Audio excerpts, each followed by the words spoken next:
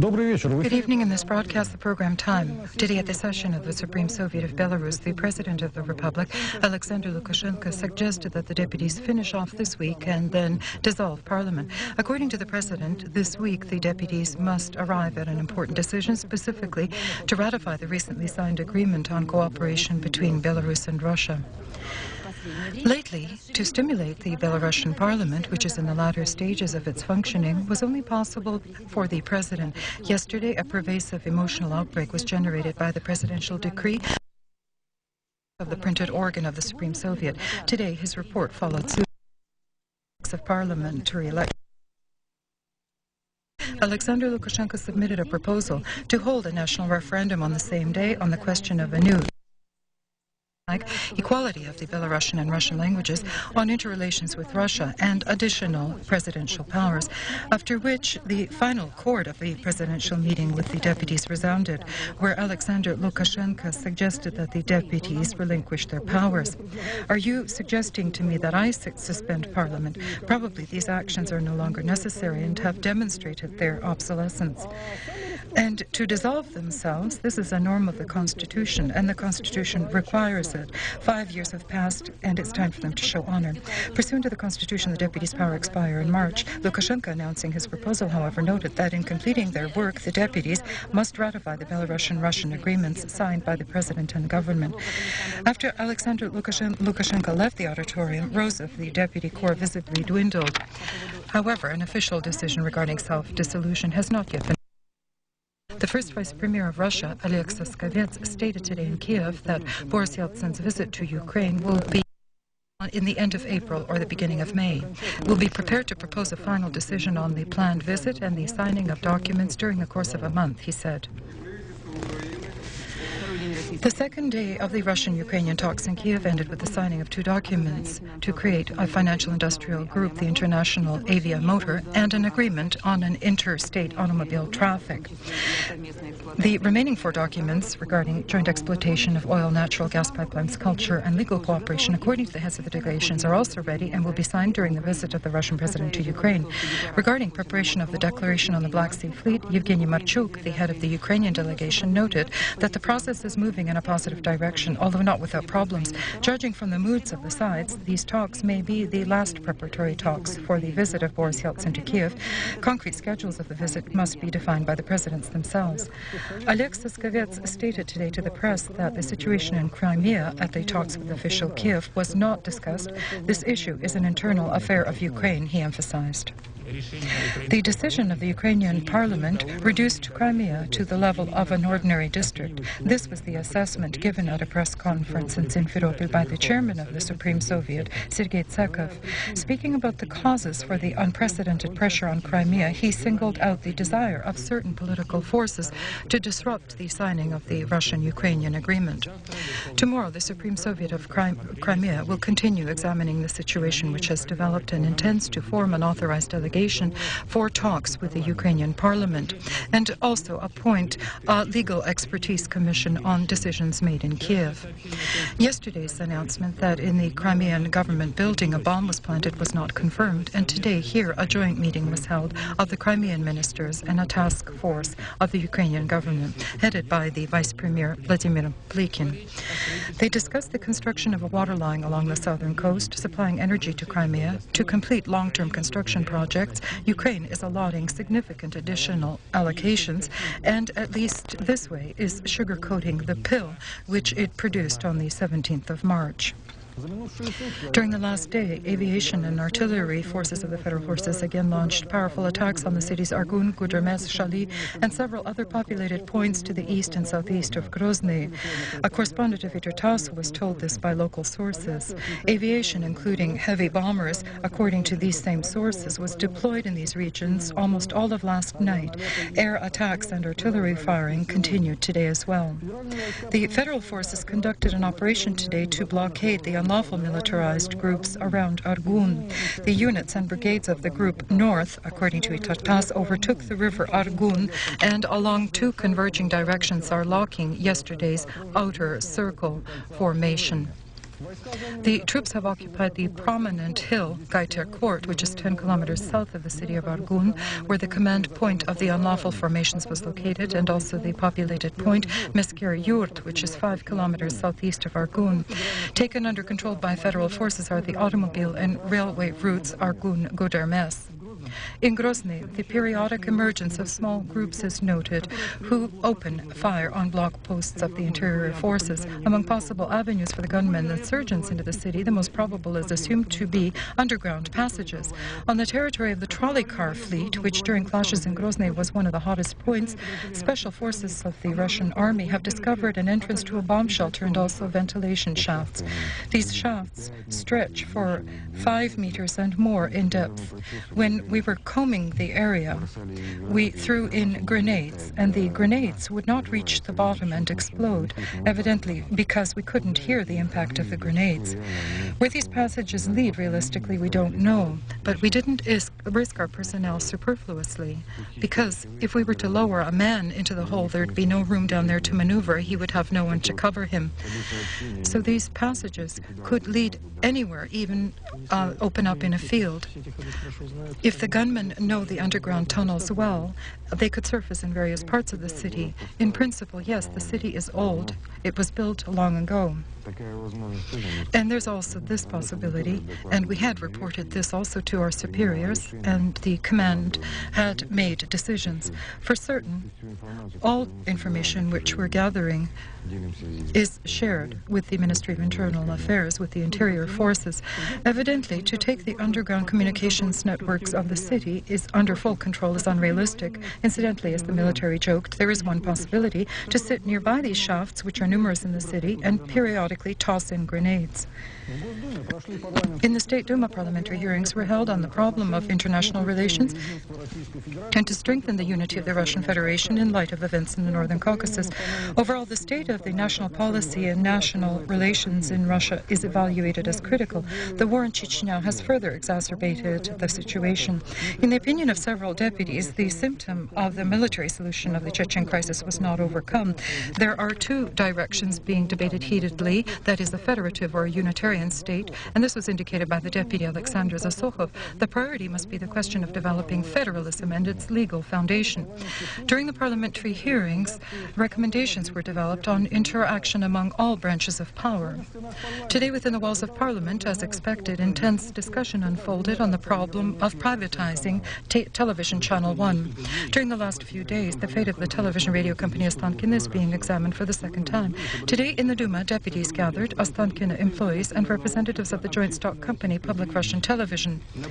I'll remind you that the drama unfolded when, pursuant to the decree of the President, the privatizing of the first frequency channel moved from mere words to deeds. The chairman of the Duma subcommittee on mass media, Igor Yakovenko, stated that the reorganization of Channel 1 television and the creation of a Public Russian Television was launched in full absence of necessary legislative foundations, which has, in his opinion, led to the crisis in Ostankino. Haste, reticence, and closet privatization contributed to several deformations, as a result of which, according to Igor Yakovenko, television Channel 1 may be completely destroyed, and Public Russian Television will find itself in the hands of a specific group of politicians and businessmen. The head of the culture department and mass media of the government apparatus, Igor Shabdurasul, refuted the assertion voiced in the hall that Channel 1 is being manipulated by about 8 commercial entities. If the federal government and the highest executive figure in the government is affiliated with a group, I can't agree with this. The affirmation that the channel was bought out by 8 commercial entities, as this was said, I don't understand this postulation. Because, as you know from the revealed documents, 51% of the shares of this joint stock company is secured as federal property, and hence, according to all canons and international legislation and our legislation, there is no basis, and the government sees no basis to presume that this newly created a structure is a non-state structure. Today, only recommendations were prepared to adopt a law on this matter.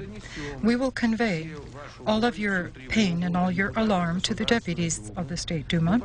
We will attempt to convince even the deputies of Russia's choice and the newly formed factions that they must vote for this law, which we have adopted in the first reading. Let's all, by all available means, convey our alarm to the President, because today or tomorrow television may be stolen even from the President. And let us, through your programs, bring to the attention of each Russian that which they must know, beginning with the highest figures of authority. The intention to actively cooperate in complying with the President's decree to create a public Russian television was announced in the corridors of the Duma by Valentin Lazutkin, appointed as head of the Federal Service on Television and Radio Broadcasting. There is a sense that there is something amiss in the wind. It would be a mistake to conduct privatization without contact with the staff of Ostankiно, Lazutkin feels.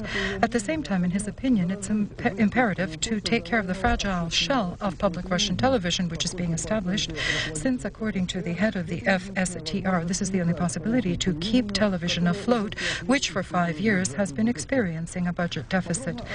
In detail about the parliamentary hearings on television, you may watch today on our channel at 22:30. Today, the General Director of Public Russian Television, Sergei Blagovolin, who was appointed Monday to that post, returned to Moscow from his business trip to Tokyo. On location in Sheremetyevo Airport, he gave his first television interview in his new capacity, especially for the program Time. Hello. I gathered that I would be immediately approached, that just like they say, from the ship deck to the ballroom. Sergei Blagovolin is 55 years old. He's president of the Russian Institute of National Security and Strategic Research, the only Russian to be a member of the London International Institute of Strategic Research, a member of the Presidential Council. He's married with a 17-year-old daughter. I love to drive my car, to compose poems, to drink and have a bite to eat when I have the time. How did you react to your appointment and how did you learn of it? I learned completely unexpectedly from a telephone call from Moscow to Tokyo, where I was on a completely different business. I was told. I reacted to it as to a clap of thunder. I contemplated for several days, waited out, and finally agreed, although I will say absolutely candidly that for me, it's a very difficult yoke, an enormous responsibility, and much which is unfamiliar. What will be your first steps as the General Director of Public Russian Television? My first thing to do is to come home and recover and explain everything to my wife. And the most important thing is to see the people with whom I will be working. And with whom do you intend to work? I hope that there will be people and that I will be able to convince someone and prove that there will be people available to work with. I count on that. In the extreme case, if there is no one with whom to work and cooperate with, we'll feel that we came to Sheremetyevo for nothing. Upon becoming General Director of the Russian Public Television, how will you coincide that with all your numerous posts? Of course, I will have to turn some things down. This is evident because it's a task which will require all my energy and all my time. But each of us have, of course, our professional roots, and those mustn't be severed because I feel that no one will benefit from that. I've given my consent, so I'll roll up my sleeves and attempt to do everything in my power. When will you arrive in Ostankino? Tomorrow? Thank you.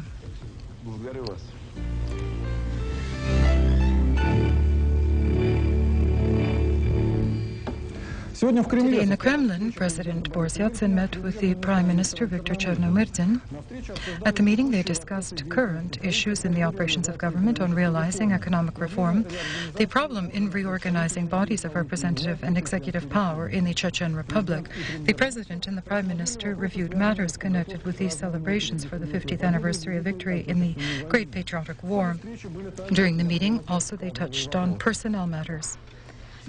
Today, Viktor Chernomyrdin received a deputy faction from the Party of Russian Unity and Accord. They discussed the problems of reforming the defense, mechanical engineering, local self-rule, the concept of state territorial arrangement. The deputies also presented an initiative to hold an unpaid holiday of victory, the 29th of April, which was supported by the Prime Minister. Today in Moscow, the first meeting of the Central Election Commission was held of new membership.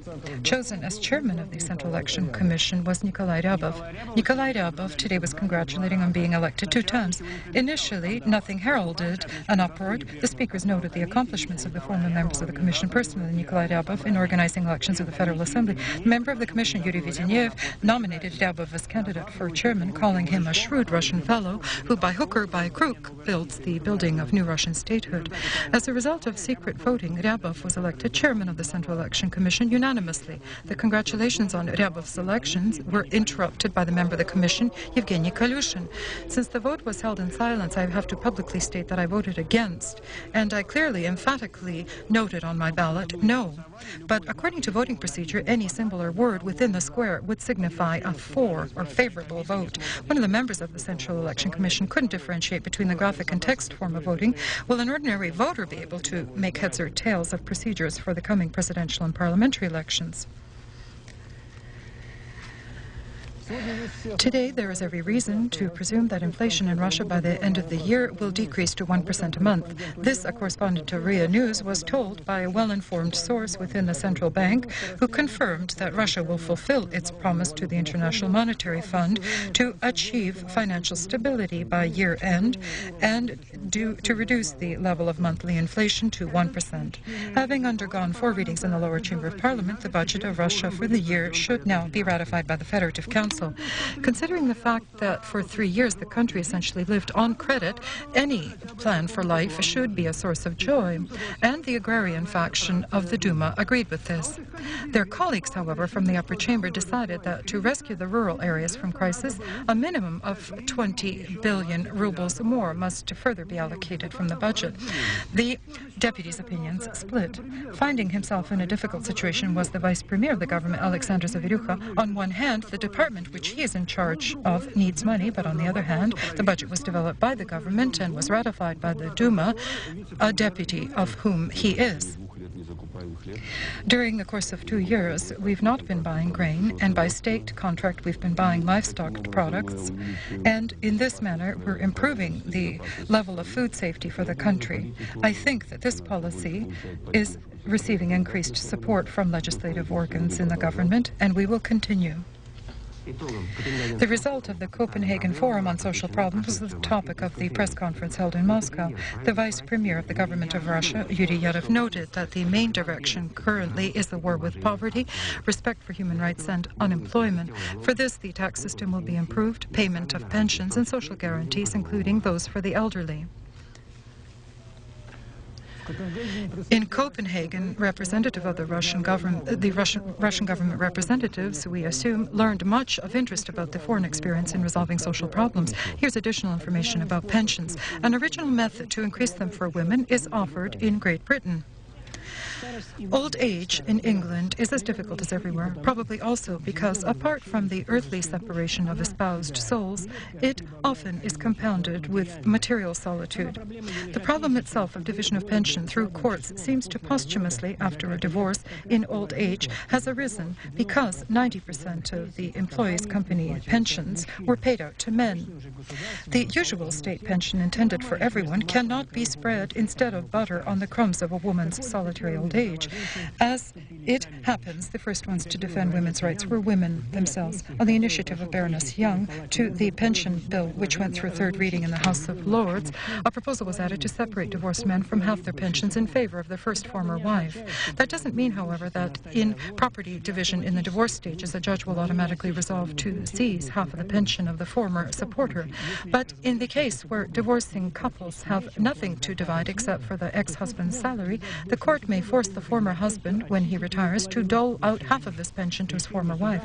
The decision of the court on the division of pension won't be retroactive. The Liberals and the Liberal Democrats introduced another amendment to the pension bill in favor of women to legally oblige pension funds to transfer half of the pension of the ex-husband to the account of the former wife. Undoubtedly, if the Parliament ratifies the pension bill with all the amendments, it will be applauded by women of all ages. Old age is the same in England, but if old age is reliably protected by law, it becomes brighter and more dignified.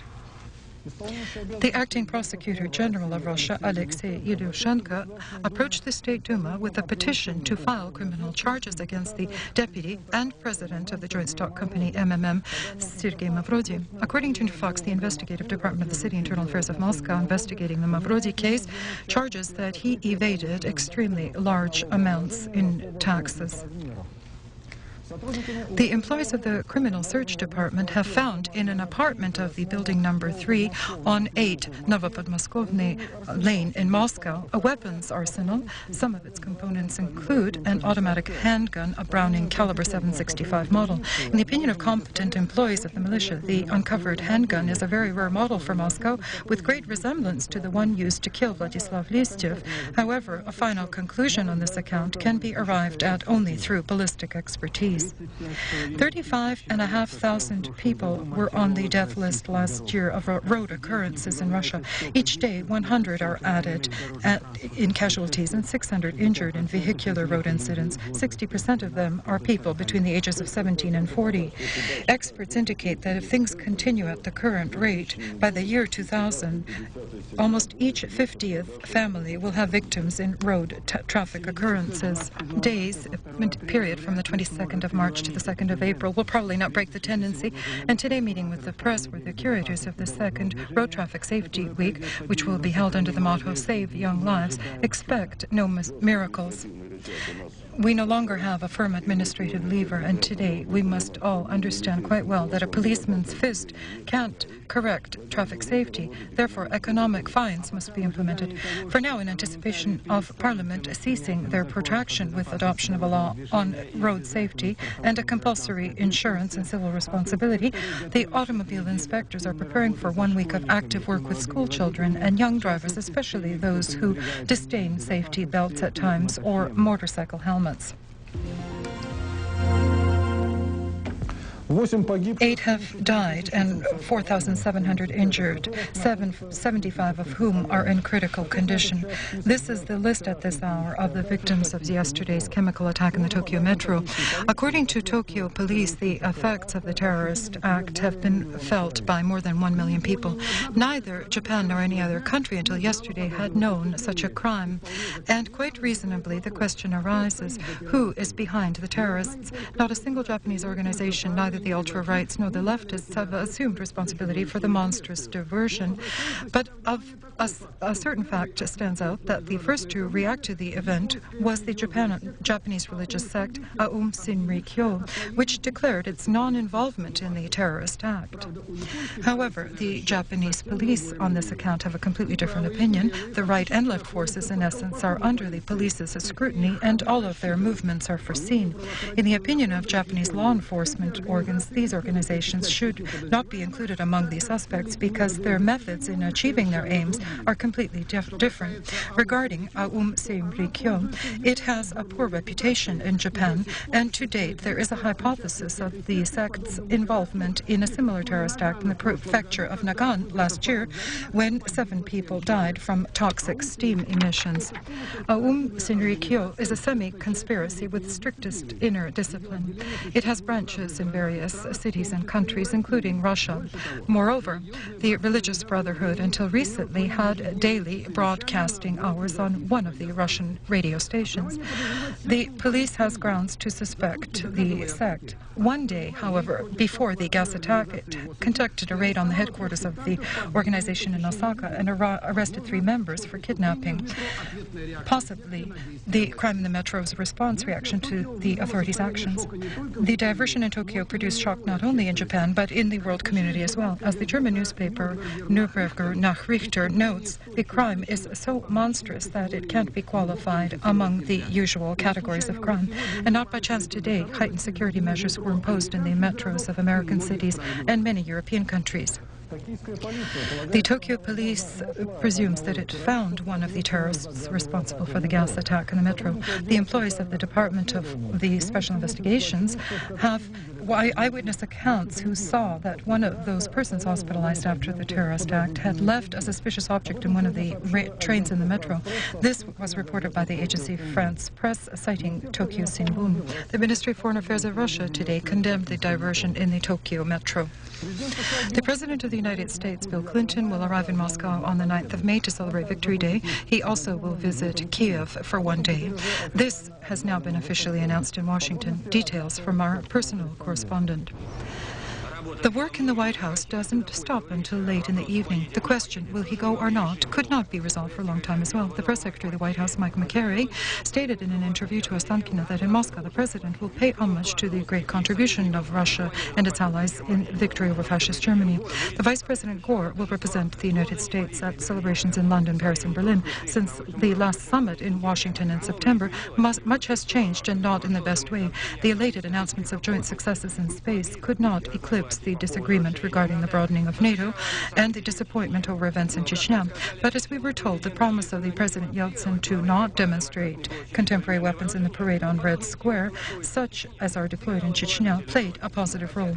Although Clinton's critics in Congress, those who gathered signatures against the visit, will unlikely be satisfied with that. For many of them here, the very fact of the meeting in May will be a Yeltsin success. Clinton's success will be considered to be Russia's concessions regarding NATO or the nuclear contract with Iran. But can one count on this? In the United States, the discussion on whether he'd go or not until the last few days was focal, which is explainable. They were speaking of their president. Having accepted the invitation, Clinton must be prepared that in Moscow, although he'll be important, but still one of the guests at the victory celebration.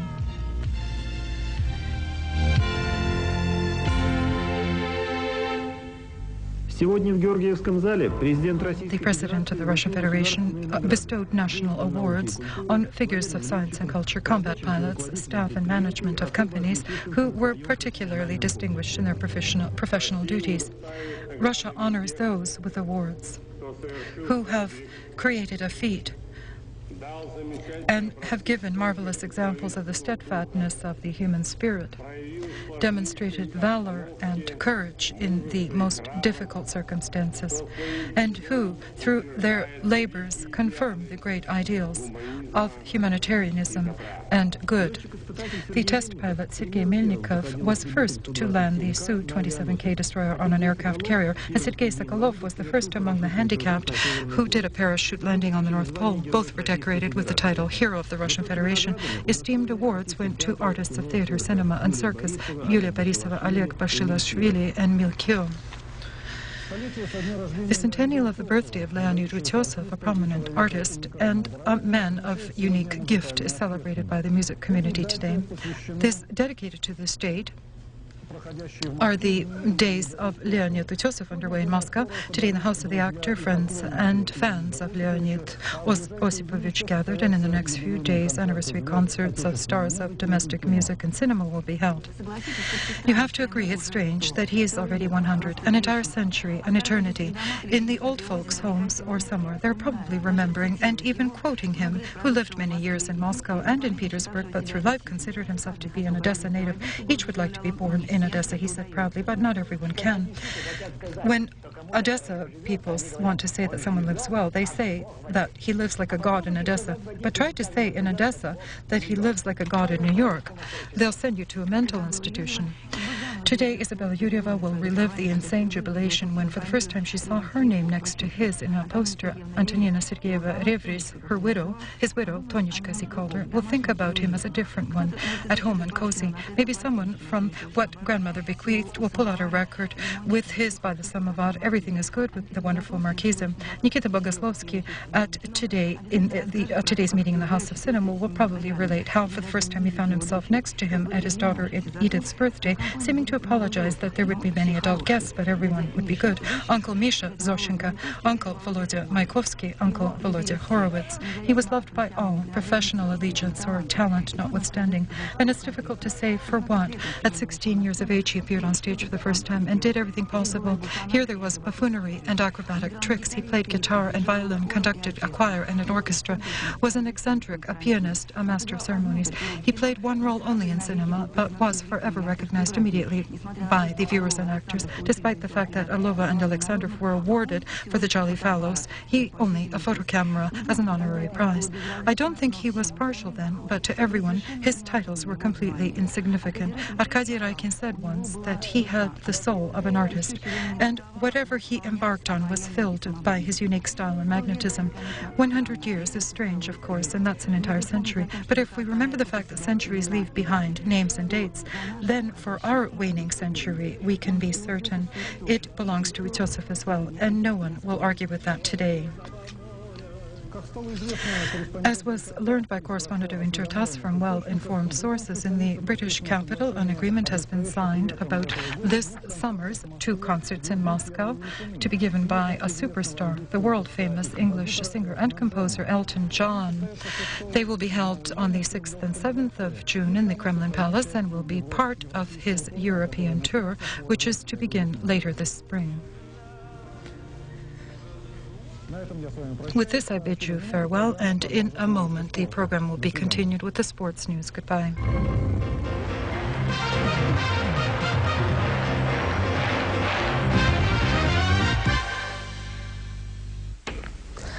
Good evening. The organizing committee of the 59th World Hockey Championship, which will be held in Sweden, published a list of the 12 best teams divided into groups. Ours will be playing in Group A together with the teams of Canada, Italy, Germany, France, and Switzerland. The first match for the Russian hockey players will be with the Italians. On your screens, you see currently the performance of the best Taekwondo representatives, a new Olympic form of sports, and this was filmed during an official performance of the Ulyanovsky School, which is one of the best in Russia today. Maybe among these boys, there will be future Olympic champions. The army team poisoning scandal in Greece is acquiring a large-scale proportion. The Deputy Minister of Culture of Greece, Georgios Lianis, said that according to reports received from the clinic of the Athens University, among the tests there were no toxic substance traces found. Evidently, they will have to wait for results from Moscow. But now it's absolutely clear that the culprits will be found after all.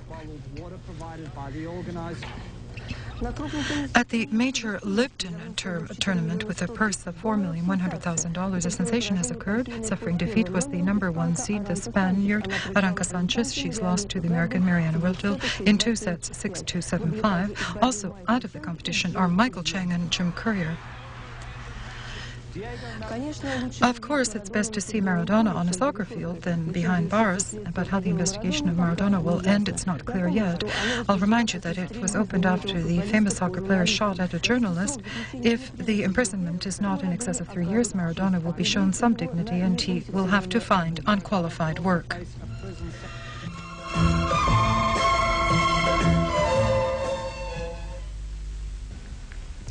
Good evening.